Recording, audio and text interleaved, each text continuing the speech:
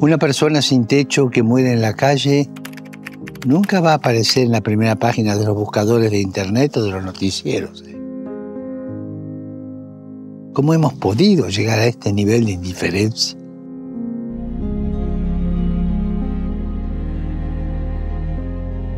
¿Cómo dejamos que la cultura del descarte, en la que millones de hombres y mujeres no valen nada frente a los beneficios económicos, cómo dejamos que esta cultura domine nuestras vidas, nuestras ciudades, nuestro modo de vivir?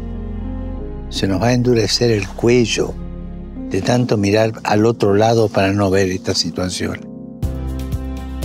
Por favor, dejemos de hacer invisibles a los que están al margen de la sociedad, ya sea por motivos de pobreza, independencia, enfermedades psíquicas o minusvalías. Centremos en la acogida, en acoger a todas las personas que lo necesitan.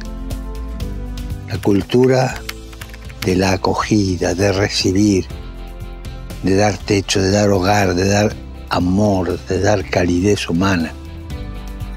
Oremos para que las personas que viven al margen de la sociedad, en condiciones de vida infrahumanas, no sean olvidadas por las instituciones y nunca sean descartadas